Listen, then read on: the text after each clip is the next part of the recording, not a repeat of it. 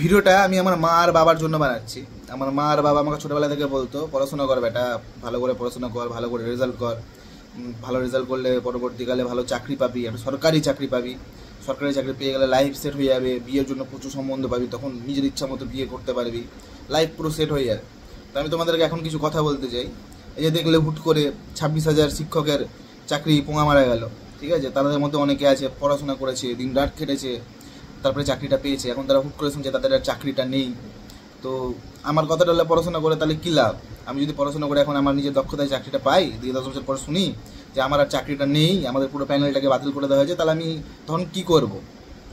আমার 10 বছর পর বিয়ে হবে, বাচ্চা কাচ্চা হবে, তখন আমি কি করব সেটা আমাকে বলো। আমার আমি আমি তোমাদেরকে এখন বলছি, যারা যারা নতুন নতুন স্টুডেন্ট, যারা যারা ভাবছো যে আমি পড়াশোনা করে বড় বড় একটা চাকরি করব, বড় সরকারি চাকরি করব, তোমাদেরকে আমি প্রথম থেকে বলে দিই, একটা সতর্ক দিয়ে দিচ্ছি। তোমরা এখন তো আর পড়াশোনা করো না, তোমরা এখন কি করো, একটা ফোন কেনো ইএমআই, বাবা মাকে প্রেশার দিয়ে একটা দামি ফোন কেনো, যেটা একটু রেয়ার ক্যামেরাটা একটু ভালো হয়, দিয়ে চলে যাও রাজুদার ফোন পে পাওয়াটার কাছে, চলে যাও বাঘা যতীনের কাছে, ঠিক আছে? গিয়ে বলো তোমার ভিডিও করবো আমি, ভিডিও করো, 10-15 দিনের মধ্যে তোমার চ্যানেলে 10 থেকে 15,000 ফলোয়ার্স চলে আসবে। কোনো দরকার নেই, পড়াশোনার কোনো দরকার নেই, সিধা ফুড ব্লগার হয়ে যাও, সরকারি চাকরির থেকে বেশি টাকা ইনকাম করবে। মানে এখন থেকে বলে দিলাম কথাটা, যাদের নেওয়ার, যারা ভালোভাবে নেওয়ার নাও, নাহলে তোমরা পোঙা মারো, তোমাদেরও একদিন না একদিন শুনবে চাকরি চলে গেছে।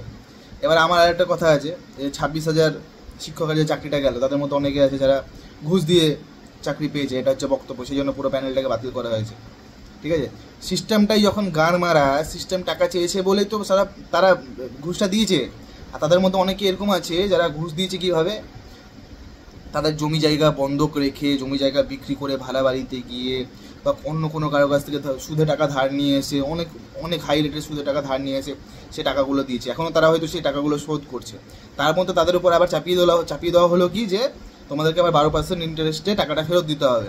এখন তারা কোথায় যাবে? তাদের এখন বিয়ে হয়েছে, বাচ্চা কাচ্চা হয়েছে, তাদেরও ইএমআই ফিএমআই চলছে, তারা এখন কোথায় যাবে? এই 26,000 যে শিক্ষকের চাকরিটা গেল, আমার মনে হয় এটা যাওয়ার থেকে বেটার হচ্ছে 3-4জন লোক আমাদের বাংলাতে আছে, কিছু কিছু লোক, 3-4জন লোক, বেশি জন নেই, 3-4জন লোককে তুমি বাংলা থেকে হটিয়ে দাও, তবে বাংলা শুধরে যাবে।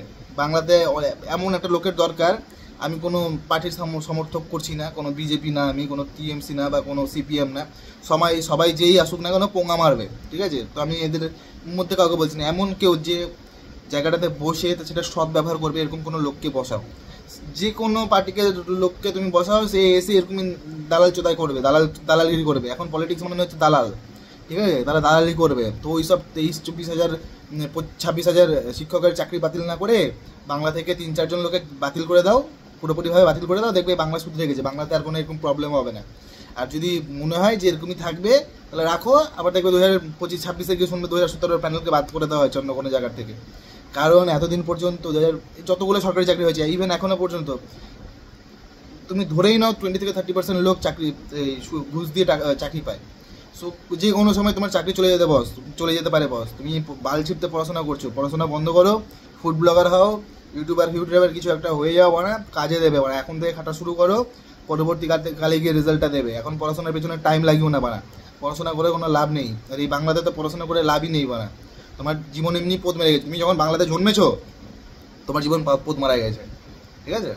এই ছিল আমার বলার। যাই হোক, এত দূরে ভিডিও যদি ভালো লেগে থাকে, like, share and subscribe. Tata, by.